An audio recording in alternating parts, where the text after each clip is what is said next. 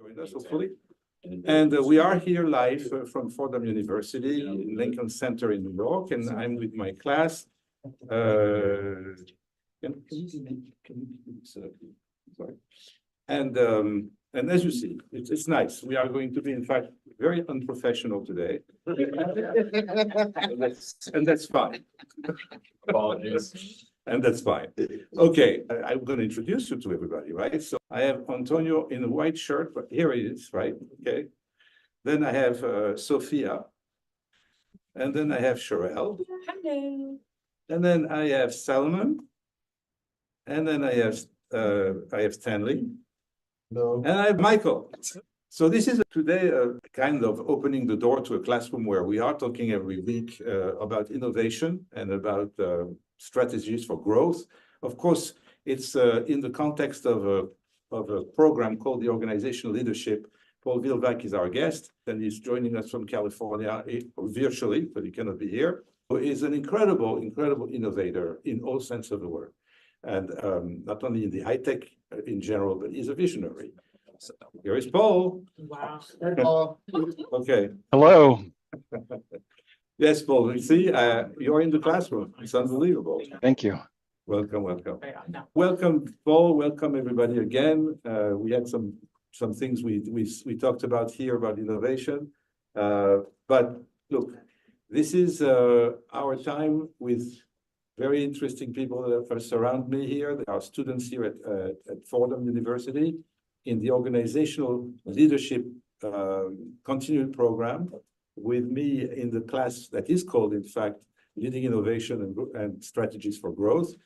I don't know how many times we met, but we're forming a little family already. So we have been really interested in many aspects of innovation, but with you, Paul, we're going to try to have another angle a little bit. So I gave a little bit of an introduction before you joined for all the people that are watching this evening, not only watching now, but which will watch later because it's recording on all the different channels. So we are on YouTube, and please, everyone who is there, subscribe to YouTube. This is the only way we can add content. We can see that you're interested. We need stimulation, but we need also momentum. So please subscribe to YouTube. Do not be shy. It will not hurt you. Second thing is, if you have any questions to ask, please send it on the website at andrepulitzer.com. That's the website, and you can send us a message. But the only inconvenience of our Zoom call this evening is that we cannot get live chat with you and get your questions while we're talking. So that's the only downside of this setting that we have. Okay. All right, Paul, again. So how are you? I'm very well, thank you. Yourself? Great. We are really great. So for the first time, we really have a springtime today in New York. Yes. Nice. And we're always jealous of you because you have the nicer weather. Where are you located? Portland, Oregon. Portland, Oregon. We're about 4 months into the rainy season, that last 6 months of the year. Yeah. So. Maybe if I may, and I know you're a little shy about this, but if I can, because I need you adding, or you're really busy with different things and change those things very regularly. So maybe we can have a little bit of your version of Paul Vilevac today. What is it that you're up to? Yeah, I appreciate that. So currently I work for SentinelOne. They're a very innovative cybersecurity company. I report to the Senior Vice President of Engineering for Platforms and Data. I'm effectively his chief of staff, whatever that means. But my focus is to try to help SentinelOne continue to exceed all expectations, both those of our customers and, just as importantly, those of our investors. So it's centered around leveraging a background in data analytics and technology to find opportunities for optimizations, to find new technologies that we can leverage to improve the quality of service that we have, and expand out how we help our customers protect themselves. Very good. What is it that the company does? Exactly what service is it? So they're a cybersecurity provider. So they have a mix of data analytics platform where they can ingest massive amounts of volumes from all the typical enterprise security solutions you have, as well as our own antivirus, anti-malware agent that runs on the endpoints. And both in the kind of workstation server space as well as in the cloud. So it's a fully integrated, broad portfolio of cybersecurity capabilities provided and wrapped around artificial intelligence that help provide actionable insights into the risk and the status of the way a company is operating, our customers are operating. Wow. I just think while I'm listening to you of all the years that passed since I know you, and that now you're talking about artificial intelligence. So I think you probably have a pretty strong change of paradigm in your profession and how you see this profession. So maybe I will ask only one question, and thank you for sharing all of this with us. And then I'll let everybody, I'll in fact move the microphone like this and give it to people, to the students to ask you questions and interact with you. This is really you and them rather than me. I just have one last or first question, and maybe I'll have a couple of more, I don't know. But this one I have is exactly, in fact, what changed for you, because you've been a lot involved in different things with technology, coding, cybersecurity, a lot in cybersecurity.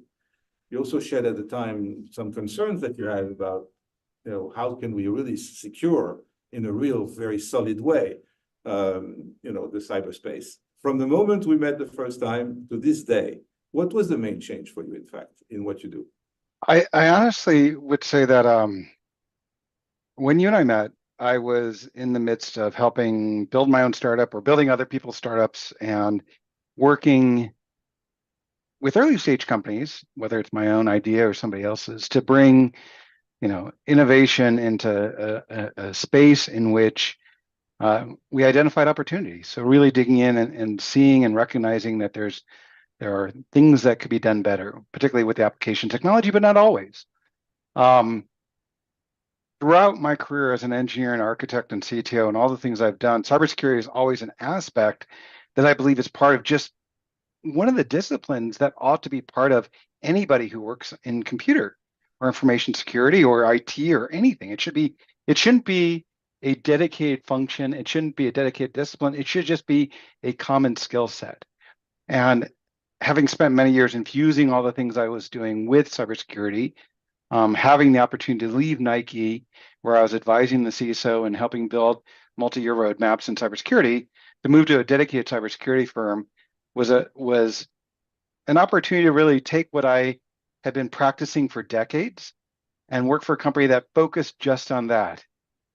And so it's been a fun place to be, and certainly with the work with AL, I've been doing machine learning and data analytics for more than a decade. Maybe not I still don't think that there's AI, but we could have a separate discussion about that. But applied intelligence, applied data analytics to the cybersecurity space is something that I'm very excited about.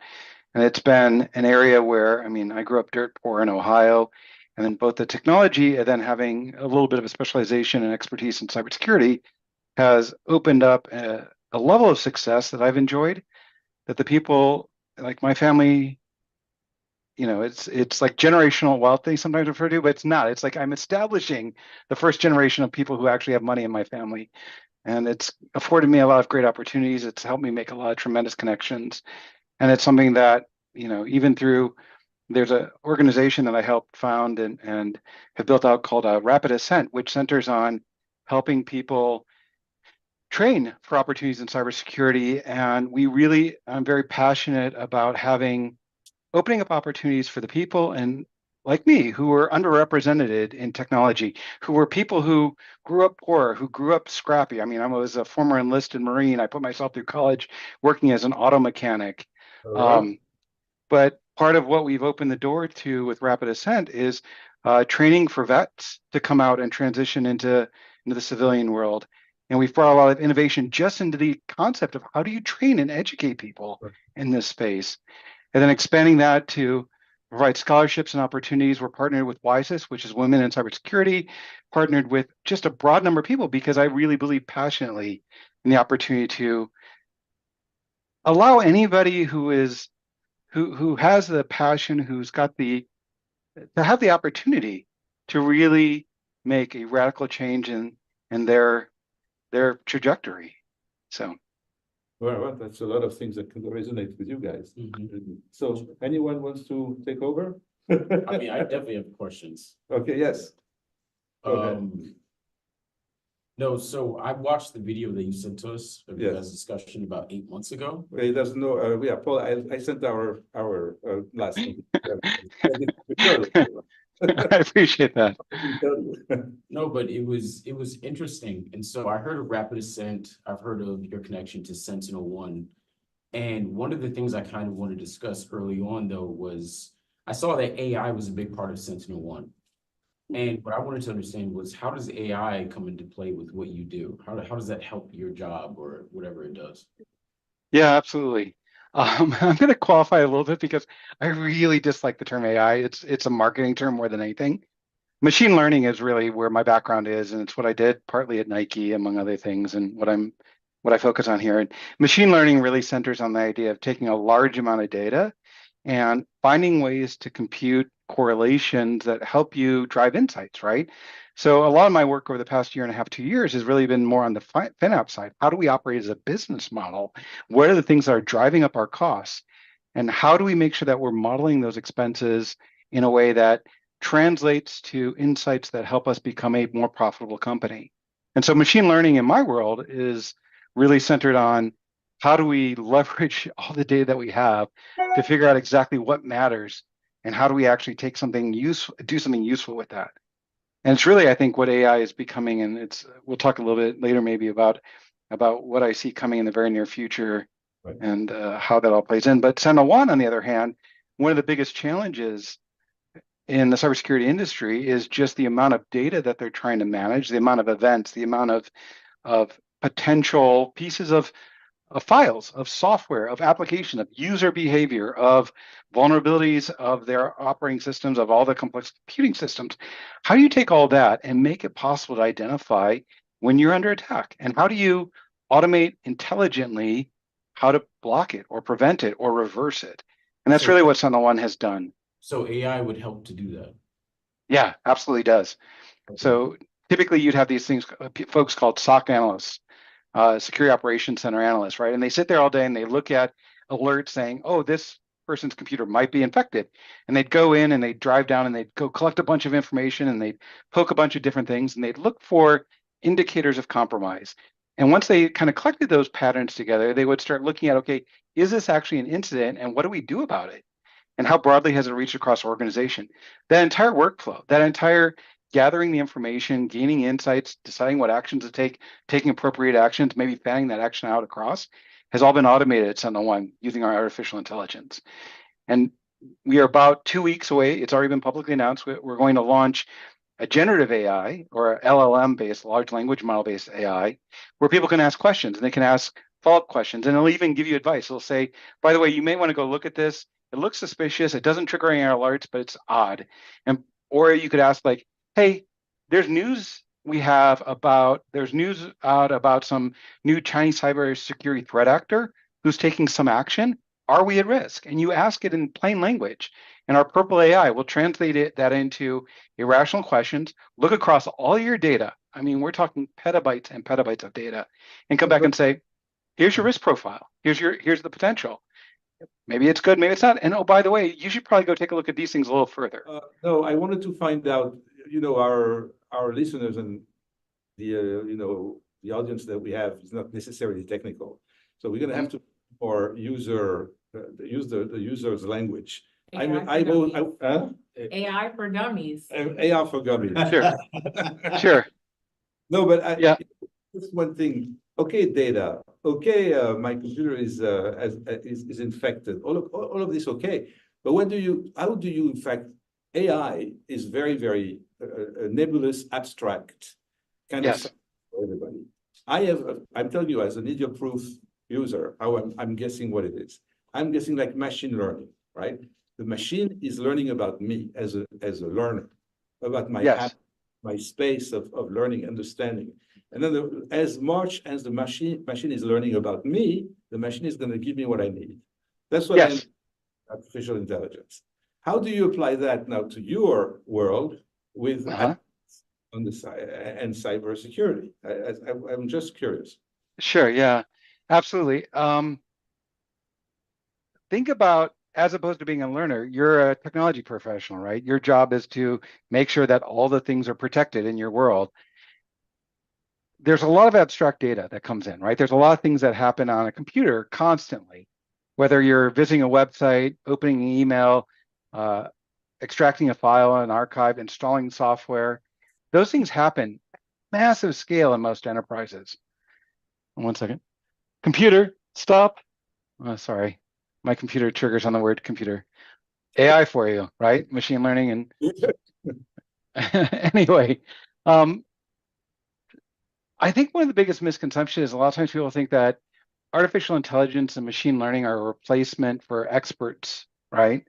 But it's more of an expert system. It's the ability to take large amount of information, very to you and I, you like just even trying to look through it as a human being would be impractical. Like millions of records, right? And then trying to say, okay, of all these things I'm looking at, which ones actually matter? Which ones actually indicate that there's a problem here? Which ones tells me that there's a market opportunity here? Which one of these things tells me that this person is going to be receptive to what I'm teaching them, right? And looking at all those markers and being able to use a computer that can create a model. So one of the things I often talk about is I'm a model builder. Not like planes, but like mental models, right? I can tell you countless number of models in economics and cybersecurity and computer programming that help people understand and communicate about what they're working with, right? It helps us understand something abstract or complex, right? Blueprints are a model that help you understand the layout of a house. Okay. The interesting thing about artificial intelligence is the idea that they build a model that helps them understand what's happening. But then they iterate on it and they refresh it and they say, hey, based upon the model I have currently, I'm the AI, based upon the model I have in my head right now about what you're talking about, how does this look to you? Like, here's what I'm offering you. Imagine like a cook, right? I'm going to go in the kitchen, I'm going to make a meal. I'm a dumb AI, I'm an untrained AI. I'm just going to go throw things in a pan and see what happens, right? But as I get feedback from you, as you taste things, as maybe I add more intelligence by reading a cookbook, watching some YouTube videos, I get smarter. That's what artificial intelligence and machine learning does. It iteratively finds an opportunity to become more intelligent. But you feel that it's gonna be sooner than later. Yes, I will tell you this. I hate to admit it, but I think that AI is going to have a very profound impact in all of our worlds in a way that is far faster than people are anticipating and far more broadly than we expect. And I am very frightened and concerned about how that can be accomplished without robbing everybody of the opportunity to have a decent quality of life. No, it's not fully answered, but I wanted to ask, with all the excitement about AI, are people forgetting how the opportunity gap for employment with the shift in AI? Because everyone clearly can't be an engineer or IT. That's not everyone's field. So, and I know Stanley's question was very powerful because he's like, okay, I'm looking at job security. Sure, we would all love to be artists speaking, but realistically, where does that leave people who their menial skills is simply just manual labor? Yeah, it is frightening, isn't it? I mean, it really is a cause for broad concern. I have a daughter who's going through college right now in graphic design, and there is an effort to use technology and large language or artificial intelligence to create art. And it is causing a commoditization of art skills. It is destroying potential livelihood. And I'm afraid that that's going to happen more. So as somebody with an economics background, you have to ask the question, what's going to be the result of that? Like, will we end up with basic, a universal basic income where we all get paid a certain amount? Or are we going to continue to see accumulation of wealth by the very small percentage at the top as fewer of us can make a decent, significant living, right? It's frightening. And I don't think that anybody's really put the effort or energy into having a thoughtful conversation about that and planning for it. I just want to say something about this. I usually have those conversations also here. And I think that the mindset for me, and that's what I shared with my students here, is that if you look backwards, generation by generation, decades by decades, all the different discoveries, Einstein and the nuclear forces and all of those things, is that we adapted. We regulated, and then new professions came up, and then there were ways to transfer skills. You're right. I mean, what happened to all the people who made their living related to managing and engaging horses, right? You know, the automobile came out and everybody was afraid that, you know, they would lose their opportunities. I mean, my family's name translates, depending on who you ask, the blacksmith, right? So maybe sometime long in the past, my family were blacksmiths. Yeah, it's a Croatian name. It means blacksmith or son of the blacksmith. I'm curious to know, like, for most of us that got to make our mistakes in a long time ago, before it was everything on social media, and then we get to grow up and be grown-ups that don't have a past. For these new generations that do have a past, and that they're putting everything out there, like, Mhm. where are we on that? You know, because it seems like we're giving out constantly, but we're not able to control our own privacy in that aspect. Yeah.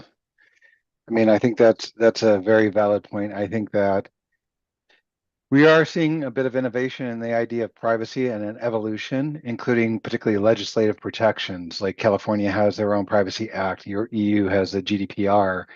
There is some evolution there that's happening, but it is scary how much incentive there is in tools like TikTok and Facebook for people to willfully surrender their privacy. I don't know if that's the right way to describe it, but there's clear and obvious incentives to do so. And it is troubling. It is a bit troublesome in the fact that, you know, it's the value that those who are surrendering their privacy are not receiving the reward for the actions they're taking, right? The majority of the value being created by this perception of, by people, you know, doing the things they do, it's not back to the individual reward, right? And we're all surrendering our privacy, and we're sometimes willfully surrendering our privacy on the chance that it's going to pay off, or it's going to provide us with other things that are maybe not monetary, but there's a sense of some incentive, right? There's some reward that we're receiving for doing those things. Look how many likes I have. Look how many facts I have. There is a lot of movement towards the right to be forgotten, which is one of those opportunities. There's also a lot of concern around public records that are being published and exposed. I'm optimistic that as we continue to see the evolution of our relationship with the world around us, and those who will mediate that communication, and that there'll be a more equitable distribution or communication about what exactly we are surrendering and what exactly we're getting back. And maybe we can find a way to be more thoughtful about it. But you're right. I've got, my son is 23, my daughter, well, he's about 24. My daughter's 21. They're not big users of social media overall. They kind of are young enough that they're more into Discord and gaming and that kind of social interaction than TikTok and YouTube. But you're right. There is definitely a bit of inequality in how those who receive the benefit of us surrendering our privacy are enriched and we aren't. I really think that what we're going to see is customizing and tailoring to an audience of one, right? How do you do that at scale? How do you build the opportunity to do these things in a way that, I don't care what you're marketing, I don't care what you're trying to communicate. It could be political, it could be anything. But we now have machine learning and AI has this scary ability to take the individual profile and gather up all this information about individuals, violating our privacy at boot, and then come back with a highly effective message, a highly effective means of engagement. And for right or wrong, I think that that's going to be what we're going to be seeing over the next 3, 6, 8, 12 months. Although the funniest thing is, as much as I say that, I keep finding more and more, like my kids are less and less connected. Send them an email, forget it, right? They get a random text from somebody. No, they pretty much ignore it, right? But it's that chain of trust that they've created with their peers and their friends, and how things flow through that are really interesting. And I think it's partly why influencers are so important, is that there are like influencers are a way to get something into the collective awareness. But what I'm also finding is that there's a lot of people who are mostly my age group, but maybe a little bit younger, that are finding greater value in unique or distinct items. Like, if I'm going to buy a book, if I want to go read a book, I may actually go buy a printed copy. I may even go buy a hardbound copy, just because there's more to the experience of reading that book than just, flipping on my iPhone, right? I'm starting to see a lot more of that. And I mentioned in our previous conversation about how my kids recognize things that are manipulative versus genuine value, and they value those things. Like they really recognize that there are things that are novel and inherently genuine, and they engage with that. I'm so sorry. It would be great to stay here for another 2 or 3 hours with you. Anytime. Unfortunately, the end of our show today. Any last word for everybody here you want to say to Paul? I just want to say thank you for your time. Okay. Anything else would probably be too much, but thank you for your time. Feel free to reach out to me on LinkedIn. I am a big fan of helping. Like, everything I have enjoyed, everything I've accomplished has really been because of opportunities I've been given, and me trying to do my best to take advantage of that. And usually it's because of my friends and the people I know. And I'm always happy to find opportunities and extend opportunities to other people. It's up to you what you do with that opportunity, but reach out and engage. And if there's something I can do to further along, I'm happy to. So nice to meet you all. Thank you very much, Paul, for your time. Thank you, Really. Paul. Thank you. Thank you. Thank you. Bye now.